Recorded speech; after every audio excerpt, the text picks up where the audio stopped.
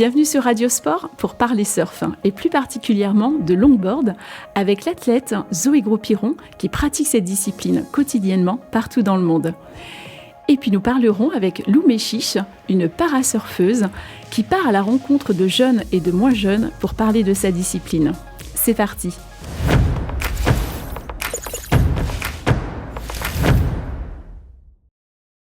Zoé Gros-Piron, merci de te joindre à notre émission. Zoé, tu es une pratiquante, une championne de longboard. Donc j'ai vu ton palmarès, championne du monde par équipe au Salvador, vice-championne du monde en longboard. Quatrième au championnat du monde et vice-championne d'Europe. D'Europe, c'est ça. Et évidemment plusieurs titres aussi de championne de France. Pas encore. C'est celui qui manque à mon palmarès. C'est celui qu'on y travaille. Alors ils sont quand ces championnats de France? C'est tout le temps en octobre, fin octobre. Très bien, mois les vacances. Exactement. Bon, l'année dernière, malheureusement, on n'a pas pu faire nos championnats parce qu'on a eu une fenêtre météo horrible. D'accord. Du coup, ils ont été annulés à la dernière minute. D'accord, donc ça a été annulé, donc pas de championnat de France. Pas de championnat de France, pas de titre desservi. Donc c'est ton année, Zoé, ça sera 2024. Hein. On compte sur toi. On va tout faire pour. Alors Zoé, moi je suis intéressée, c'est de savoir comment, en regardant un petit peu ton profil, les réseaux, j'ai vu que tu pratiquais déjà ta discipline tous les jours. Peu importe les conditions, alors je pense que des fois c'est juste impossible. D'ailleurs, comment tu fais si les conditions sont impossibles? Est-ce qu'il y a des structures indoor pour la pratique du longboard? Comment tu fais dans ces moments-là? Alors, il existe des piscines à vagues, mais malheureusement, il n'y en a pas dans la région où j'habite. La plus proche, on va dire... Zoé, excuse-moi, ta région dont tu habites à Biarritz. Oui, c'est ça, dans le sud-ouest. Et donc voilà, la plus proche et on va dire la meilleure structure qui existe, en tout cas en Europe, ce serait la Wave Garden en Suisse. Donc j'y allais pour m'entraîner, mais c'est vrai que j'essaye, on a quand même une côte avec beaucoup de vagues, donc j'arrive toujours à trouver un spot pour surfer où la houle est plutôt bien orientée, ou abriter du vent s'il y a du vent, ou après on peut aller se diriger, on va se rapprocher de l'Espagne avec Hendaye ou même aller en Espagne, où là les vagues seront toujours plus petites et on trouve toujours de quoi surfer. Après, si c'est vraiment impossible parce que c'est tempête, bah évidemment je surfe pas, je vais pas non plus prendre de risques. Mais on habite quand même dans une région où il y a du potentiel, des vagues toute la côte et on arrive toujours à trouver de quoi glisser. Alors justement, j'avais parlé de tes tenues. Tu surfes avec quelle tenue, Zoé? Par rapport au temps, évidemment, mais j'aimerais savoir tes tenues, j'aimerais aussi voir des informations par rapport aussi à la protection, parce que justement, tu es sollicité tous les jours dehors, et comment tu gères ça, donc?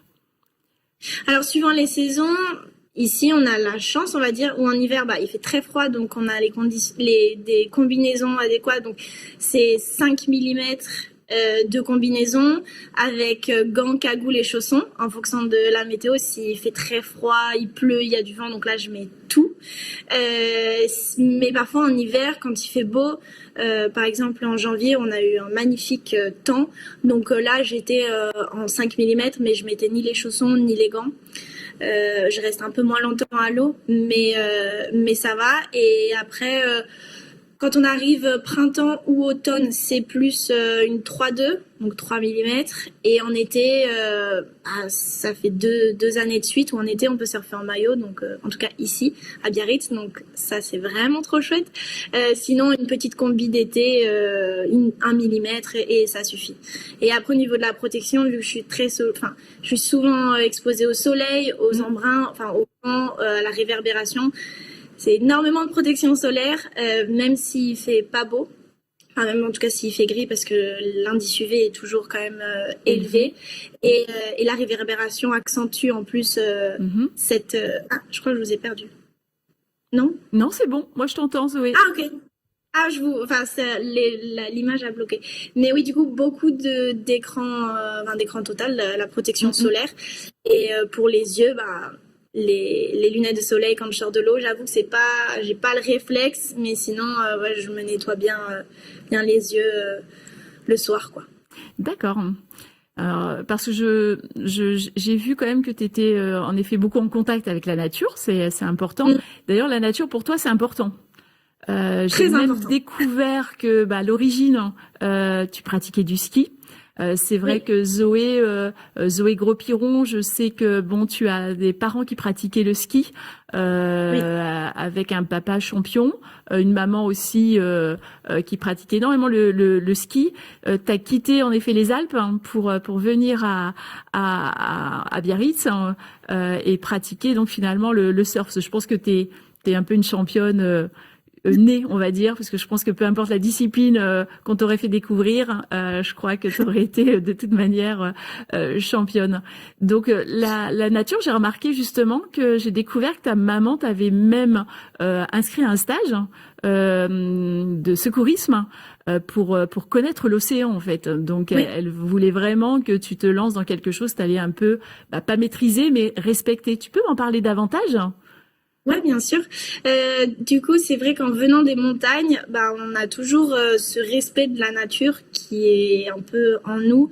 En tant que skieuse, bah, la nature, c'est notre terrain de jeu. Et du coup, en tant que surfeuse, l'océan, c'est mon terrain de jeu. Et c'était hyper important pour moi de le comprendre. Comme en étant skieuse, c'est même indispensable de comprendre comment fonctionnent les montagnes parce qu'il y a des risques d'avalanche, il y a des endroits qu'on peut pas fréquenter à certains moments. Et dans l'océan, c'est pareil. Du coup, ma maman, elle a pris l'initiative de m'inscrire au sauvetage côtier à Biarritz et je l'en remercie parce que venant des montagnes, je ne connaissais pas du tout le monde de Mhm. l'océan et il y a plus de facteurs encore, je pense, en montagne, D'accord. ou en tout cas tout autant. Et du coup, c'était hyper important pour moi de me sentir à l'aise dans l'océan. Les courants, les marées, les grosses vagues, les petites vagues, les rochers, le sable. Enfin, vraiment de lire l'océan et de lire les vagues.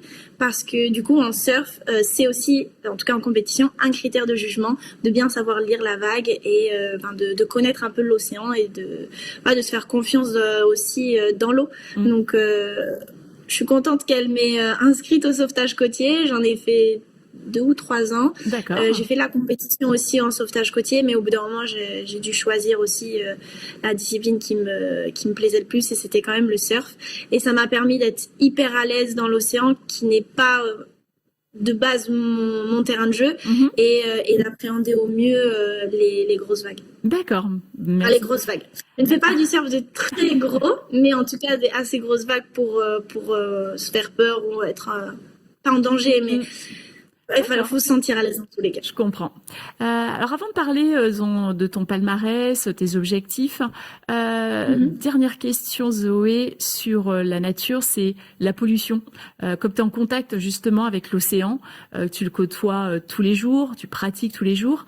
Est-ce que depuis que tu as commencé, hein, je crois que c'est à l'âge de 12 ans, Ouais. ça fait déjà un peu plus d'une dizaine d'années, est-ce que tu as vu une évolution par rapport à la pollution? Est-ce que tu vois un peu plus de plastique? Est-ce qu'il y a des choses qui t'alertent, des choses que tu as remarquées un peu au fur et à mesure de ces années qui passent? Il y a du plastique sur la plage, il y en a toujours eu. Il y en a toujours Et eu, ouais. Mm. je pense pas avoir vu une très grande différence depuis que j'ai commencé le surf à aujourd'hui. Peut-être qu'en grandissant, j'ai pris plus conscience de la pollution, donc peut-être peut-être quand j'ai eu 16 ans, enfin 15-16 ans, j'ai pris conscience du taux De de la... plastique important sur Mm. la pollution, enfin sur les plages, et il y en a tout autant, peut-être plus aujourd'hui. Après, c'est sûr qu'on essaye de faire des initiatives pour limiter cette pollution. Alors à chacun son échelle, parce que c'est toujours compliqué enfin Bien sûr. surtout D'ailleurs, toi, à ton échelle, hein, mon métier, Zoé, c'est compliqué. Parce et que toi, je suis toujours amenée à bouger, mm, donc forcément je prends l'avion, mon bilan carbone n'est pas le meilleur, bien sûr. mais à la maison ou dans mes voyages, j'essaye de faire un maximum à mon échelle pour voilà contribuer à protéger un peu notre planète. Et c'est sûr que ça me rend triste quand je surfe et que je suis entourée de plastique, que ce soit chez moi ou à l'étranger, ou même dans des endroits paradisiaques où on arrive sur des îles et on pense que voilà le sable est blanc, l'eau est turquoise. Tout est beau et on voit pas les vrais, des fois les inconvénients. Voilà. D'ailleurs, j'ai vu sur les réseaux que tu en parles. Hein, tu essaies toi de véhiculer en effet un message pour dire de faire attention à la nature, de la protéger. Donc merci encore. Hein. Zoé, ton palmarès, hein. Donc je suis quand même impressionnée parce que tu es quand même jeune et tu as déjà des titres en effet assez conséquents. Tu as vite, je dirais, gagné des compétitions. Donc c'est quoi tes objectifs, hein? Donc j'ai compris en effet que ce fameux titre championne de France que je te souhaite. Déjà championne de France, ça c'est sûr. Et quel autre objectif tu te donnes? Déjà de vivre le plus longtemps de mon sport et de faire de la compétition tant que ça me plaît le plus longtemps possible, et évidemment d'aller chercher un titre mondial, de conserver en équipe et en individuel également. Et si un jour, parce que je sais que c'est dans les petits papiers, que le longboard sera au JO, ce serait de me qualifier au JO et d'aller tenter d'aller chercher une médaille. Ça, ce serait un rêve ultime, mais pour le moment c'est pas officiel. Donc oui, petite championne du monde, ce serait mon objectif principal. Parfait. Donc, pourquoi le longboard? Pourquoi tu as choisi cette discipline? Est-ce que tu as vraiment commencé par le longboard la première fois que tu as mis les pieds en effet sur une planche? Est-ce que c'était tout de suite le longboard? Non, c'était une planche en mousse, parce qu'on commence tous sur des planches en mousse. Et après 2 ans vraiment de mes 12 à 15 ans, enfin 13 à 15 ans, j'ai fait que du surf en mode loisir. C'était le dimanche matin dans le club à Biarritz, et c'était sur des planches en mousse. Mon beau-père, il est surfeur, très bon surfeur, donc il m'a offert ma première planche, plutôt assez grande. Et mon club, ils m'ont proposé d'essayer le longboard parce qu'ils trouvaient que j'avais une bonne glisse, j'étais gracieuse sur ma planche. Donc voilà, c'est un peu comme ça que ça s'est fait que j'ai essayé le longboard. Et quand j'ai essayé, j'ai adoré, je suis tombée amoureuse de cette discipline. Ça me rappelait un peu les sensations de glisse du surf, du ski. Et du coup j'ai dit je veux continuer dans le longboard. Donc j'ai eu mon premier longboard, et voilà, 3 jours après d'ailleurs que j'ai essayé le longboard, vu que j'avais adoré, mon club, ils m'ont dit ok, t'as les championnats départementaux là dans 3 jours, est-ce qu'on t'inscrit? J'étais là oui, on essaye. Et ça me manquait la compétition parce que je faisais énormément de compétitions quand j'étais plus jeune en ski, et j'étais déjà en ski études au collège. Et du coup, de retrouver un peu l'esprit de compétition, un nouveau challenge, de me dépasser, de commencer un nouveau sport, d'être en lien avec la nature, tout a matché. Et voilà. Et dès la première année, je suis partie au championnat de France et j'ai fini 3e. Et du coup, de là, je me suis dit, à 15 ans, du coup, je me suis dit, je continue. Je suis partie en surf-études au lycée, à Malraux, à Biarritz. Et voilà, 3 ans après, j'ai commencé les compétitions européennes et internationales. Et voilà. Et je suis là aujourd'hui. Et puis on n'oublie pas les études, parce que malgré tout, même si c'est en effet ta discipline principale, je dirais c'est ce qui prend tout ton quotidien, tu prépares un master en management? Exactement. Après mon bac, j'avais commencé une fac de physique-chimie. J'adorais la chimie, mais la physique, c'était moins mon truc, sauf qu'on était obligé de passer par un bloc de physique. Donc, au bout de 2 mois, 3 mois, j'ai arrêté. Ma maman m'a dit, écoute, tu peux prendre une année sabbatique et pars, ça te fera du bien, et comme ça, tu verras ce que tu veux faire. Si vraiment aussi tu veux te lancer dans le surf. Et je suis partie, du coup, 4 mois et demi en Australie. J'ai fait, par hasard d'ailleurs, par hasard. Je savais même pas qu'il y avait la première étape mondiale là-bas, du coup à la fin du voyage, donc je l'ai faite. J'ai fini dernière, j'ai pris une grosse claque, mais j'étais là, ok, c'est ça que je veux faire, je vais arriver comme ces filles. Mais j'avais toujours en tête ma maman qui me disait, le surf c'est bien, mais les études, faut pas décrocher non plus, parce qu'on sait jamais de quoi est fait demain. Surtout le surf, un sportif de haut niveau, c'est aussi parfois incertain. Une blessure ou plus de sponsors ou quoi, c'est compliqué. Et le longboard n'est pas une discipline qui prend beaucoup de temps, on va dire, en termes de compétition. On n'a pas autant de compétition que d'autres disciplines en surf. Donc j'ai fait une école de commerce en rentrant. Ensuite, il y a eu le Covid, du coup, j'ai pu me concentrer à 100% dans mes études. Et une fois que j'ai terminé mon bachelor du coup de business, j'ai connu l'EM Lyon qui fait un parcours pour les sportifs de haut niveau en distanciel. D'accord. Et du coup, vraiment adapté pour les sportifs de haut niveau. Donc, je pouvais organiser mon emploi du temps en fonction de mes compétitions, en fonction de mes entraînements. Je peux le mettre en pause. Enfin, oui, parce que bon, j'ai quand même vu que tu voyageais, voilà. Tout le temps. T'es tout le temps la globe trotteur, en effet, partout dans les coins du monde. D'ailleurs, tu pars là, à La Réunion. Quand je t'ai contacté, en effet, c'était le Salvador. Donc, tu passes en effet ton temps à voyager pour surfer. Mais là, je peux suivre quand je suis à l'étranger, vu que là, c'est ma saison off. J'arrive à suivre et c'est tout en distanciel, donc c'est assez facile. On va dire, c'est juste de l'organisation, un peu de volonté, et puis voilà, et on y arrive.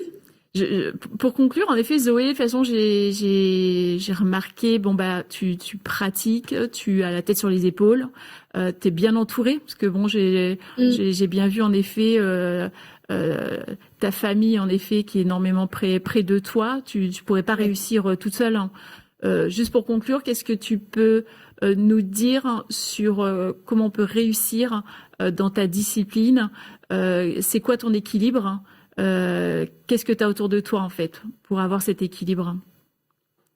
Déjà, de faire que ce soit ma discipline ou une autre discipline, c'est que ça nous fasse plaisir, qu'on prenne vraiment du plaisir quand on travaille, parce que donc, tout ce qu'on entreprend, c'est vraiment de prendre du plaisir, d'être motivé, d'avoir des objectifs et d'être très bien entouré, que ce soit des amis, des familles, des coachs, qui que ce soit. C'est hyper important d'être bien entouré parce que ce qu'on n'apprend pas assez aux sportifs de haut niveau, et je pense que c'est pareil pour des personnes qui se lancent dans l'entrepreneuriat ou des grands dirigeants ou quoi, c'est les échecs. Et j'aimerais bien qu'on m'a appris un peu à perdre avant, parce que notre santé mentale, elle est quand même fragile, parce qu'on pousse toujours nos limites, on veut toujours faire mieux, et quand le résultat n'est pas là, parfois c'est assez compliqué. Elle est difficile face à l'échec, en fait. Donc voilà, donc être bien entouré, c'est super important, et c'est très important d'avoir un coach mental, d'avoir un psy, et de dissocier aussi ça avec la famille. Enfin, en tout cas, c'est ce que je recommande. À un moment, j'ai dû dissocier ma maman. Je voulais juste une maman. Je voulais pas que ce soit ni ma coach ni ma psy, parce qu'elle est coach aussi en entreprise. Elle est très compétente, mais j'avais pas besoin de ce côté-là, par exemple, avec moi. Donc, et juste le rôle de maman, pour moi, c'est le plus précieux, le plus important. Donc, je me suis entourée d'autres personnes dans mon équipe pour mieux performer, et aujourd'hui ça marche bien. C'est super. Merci Zoé. Merci beaucoup pour ton intervention. À bientôt. À bientôt, merci.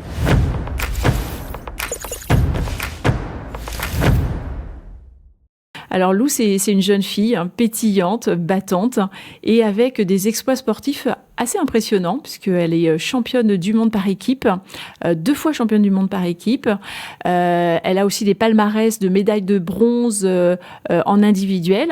C'était en Californie, donc une globe-trotteuse, et qui pratique donc le parasurf, et qui est atteinte de cécité. Donc ça demande en effet une force assez impressionnante. Bonsoir Lou. Bonsoir. Donc oui, moi je suis impressionnée, Lou, parce que j'ai jamais pratiqué de surf. Je suis pas du tout à l'aise, j'ai pas assez d'équilibre, et c'est vrai que c'est toujours impressionnant déjà comme discipline. Et puis tu as en effet une différence, un handicap donc dû très tôt. Tu as été atteinte d'une maladie, d'un cancer qui a touché ton nerf optique, et donc atteinte d'une cécité. Et se mettre au surf, alors si j'ai bien compris, il y a ton frère qui pratique le surf, et c'est ça qui t'a donné envie automatiquement de faire comme lui, c'est ça? Exactement. Ça a été mon exemple, et je voulais absolument faire comme lui, suivre ses pas. Alors, c'est là où tu es vraiment une jeune fille vraiment battante. Donc, qu'est-ce qui t'a donné envie? Parce que ça suffit pas de se dire mon frère fait, je veux faire. Tu voulais prouver, tu voulais qu'est-ce qui t'a autant mis à faire du surf, à t'impliquer autant? Parce que quand on fait ce genre de performance, ça va bien au-delà. Donc, qu'est-ce qui a déclenché tout ça, Lou? Alors, au début, j'ai juste trouvé une passion, quelque chose que j'aimais. Et moi, tout le début de ma vie, c'était des chimiothérapies. Et mon combat, c'était me battre contre ma tumeur cérébrale. Et du coup, j'avais plus de combat vu qu'elle était stable. Donc, il fallait que je trouve un autre combat, un peu plus joyeux. Et c'est pour ça que j'ai cherché ma passion. Je l'ai trouvé, c'est le surf.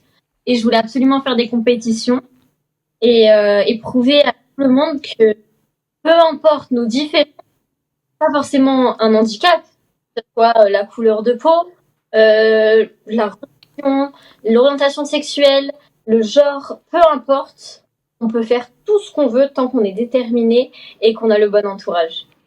Alors, c'est un beau message, ça.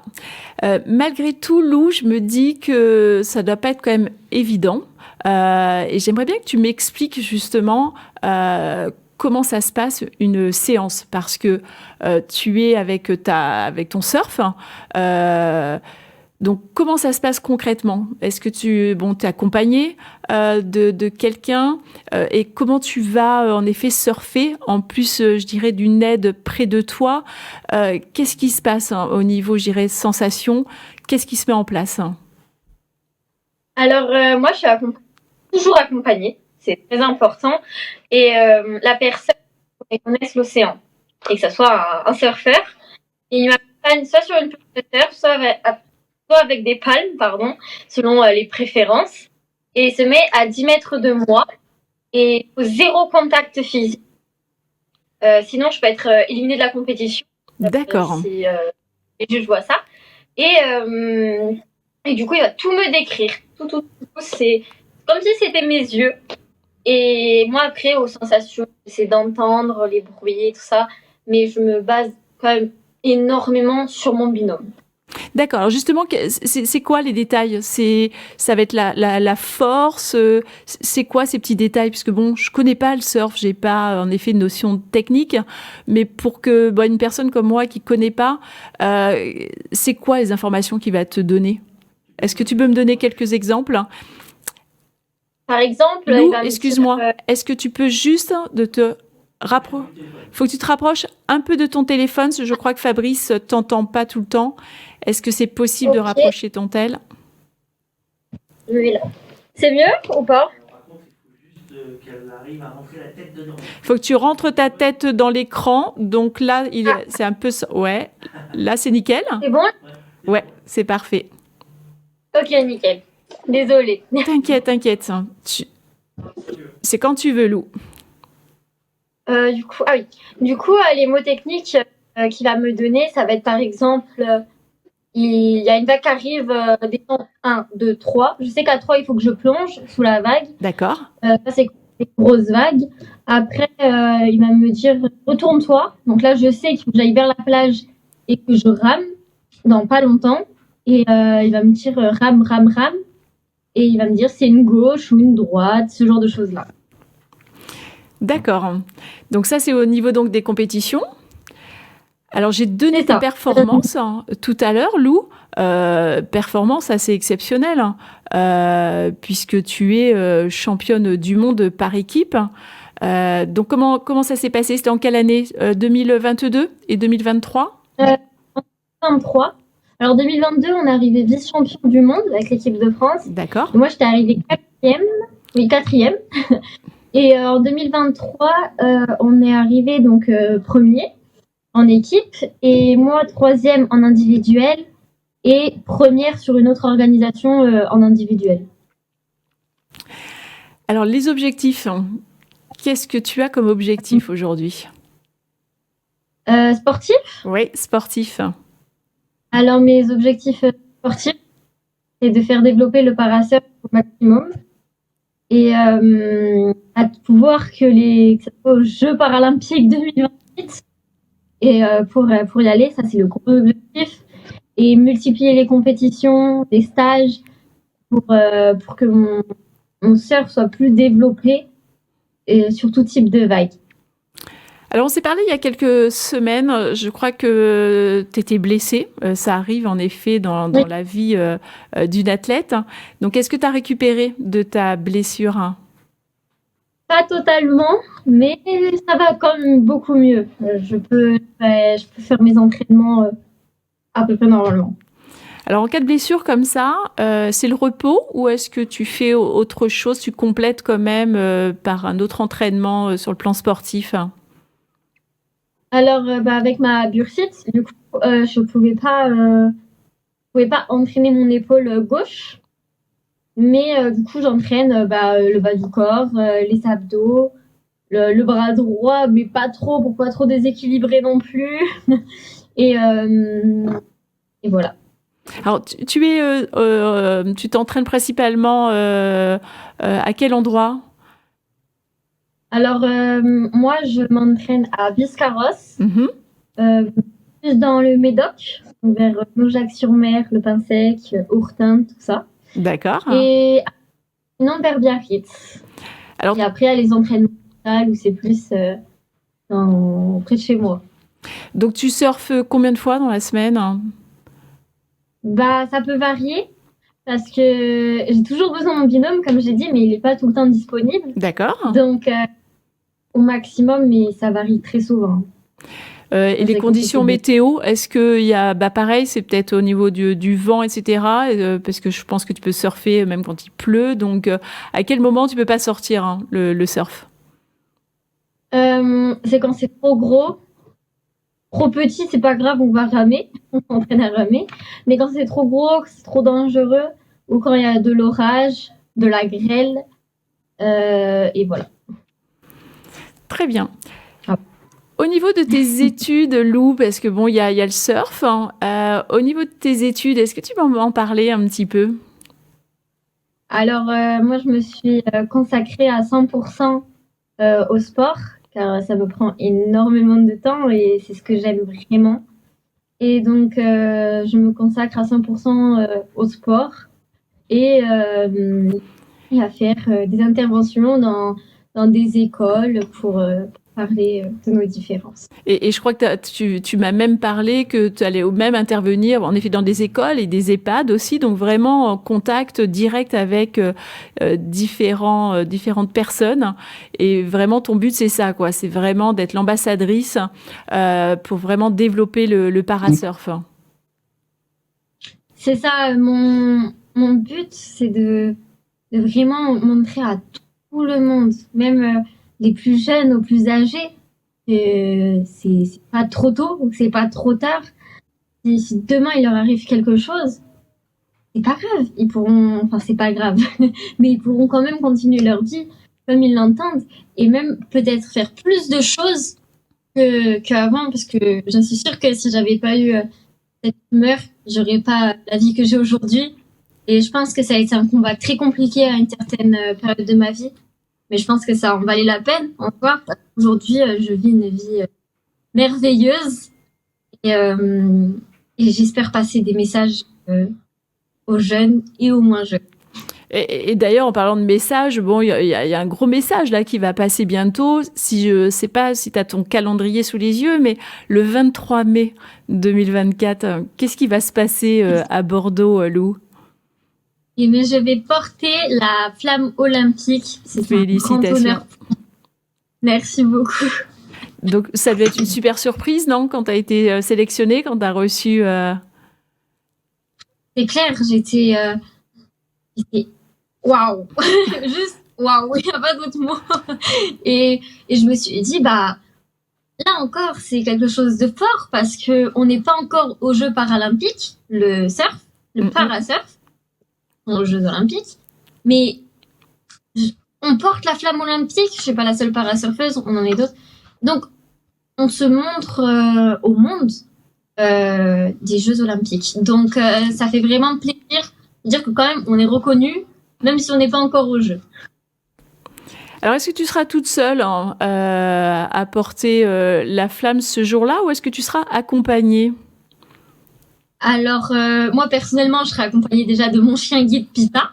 C'est Pita. Et après, c'est ça. Mais après, je pense que bah, il y aura d'autres gens, mais je ne les connais pas spécialement. Ah, Donc, en il y a effet- Justine Dupont. Il y a Justine Dupont, il me semble.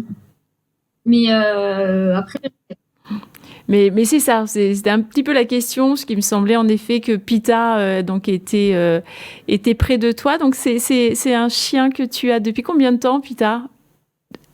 Et- alors c'est un chien que j'ai bientôt 3 ans déjà. 3 ans. Ça passe super vite. Par contre, c'est ça. Donc comment tu l'as eu en fait? C'est arrivé comment cette rencontre en fait? À quel moment? Donc, pourquoi ça s'est décidé il y a 3 ans en effet que Pita allait rentrer dans ta vie? Alors moi, ça fait depuis toute petite que je voulais un chien guide. Car déjà, j'ai toujours été très proche des animaux et, hum, et la canne blanche, ça me convenait pas. Je me sentais pas du tout à l'aise. Je me sentais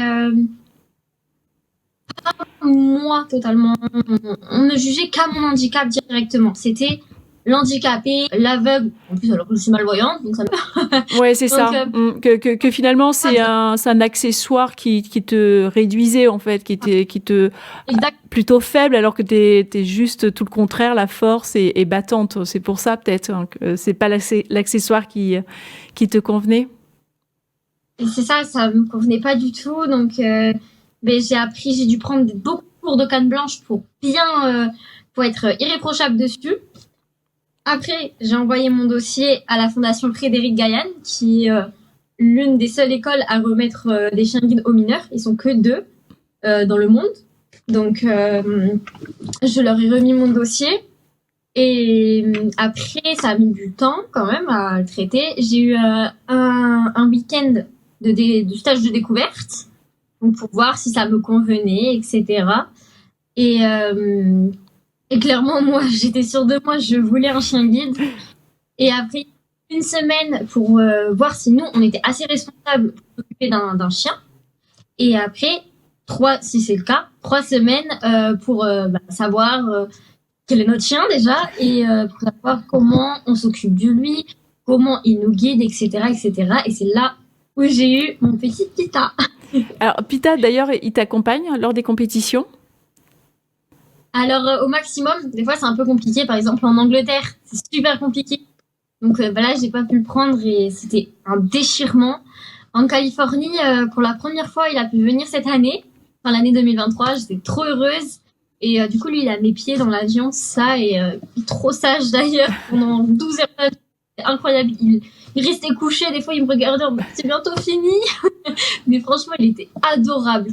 Donc, et puis, ça m'a beaucoup soutenue. Franchement, c'était incroyable. D'ailleurs, oui, tu as beaucoup de soutien en fait. En dehors de Pita, c'est vrai que tu as ta famille, tu as ton entraîneur, tu nous as parlé en effet aussi de surfeurs et tout qui t'accompagnent lors des sorties. Donc, tu as assez de soutien, tu te sens soutenu autour de toi? C'est clair, même ma ville Taillan-Médoc, c'est un soutien mais incroyable. Depuis que j'ai commencé les compétitions, ils sont à fond derrière moi. Je suis rentrée des championnats du monde et je vois de la lumière au bout de mon allée qui est une allée très sombre. Donc je me dis mais c'est quoi ça? Et ils avaient préparé des tentes avec un apéro, des drapeaux français et en train de crier et tout pour me féliciter. Et c'est incroyable qu'ils aient fait ça. Donc, ouais, non, j'ai un soutien énorme du Taillan-Médoc et ça, vraiment, je les remercierai jamais assez. Bah, c'est super. Pour conclure, Lou, et en attendant, je dirais 2028, 2024, donc les JO à Paris, est-ce qu'il y a des disciplines en particulier que tu vas suivre? Alors, moi, c'est assez compliqué pour moi de suivre les vidéos, tout ça. Mais tout particulièrement, ce que je vais suivre, c'est le surf. Et avant tout, pour soutenir des surfeurs qui sont juste des gens incroyables. Et donc, pour les soutenir et pour être derrière eux. Et décrit par mon père. Et après, je pense que je regarderai à gauche, à droite, quelques disciplines. Mais en priorité, le surf, bien sûr. Parfait. Lou, merci beaucoup pour ton intervention. Merci vraiment pour ta joie de vivre, vraiment tes messages d'espoir, t'es pétillante. Et je te souhaite vraiment une belle continuité et plein de performances sportives pour toi. À bientôt, Lou. Merci beaucoup.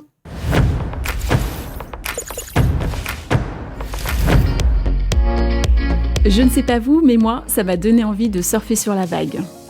À bientôt sur Radio Sport pour vous parler la prochaine fois d'un sport très peu connu.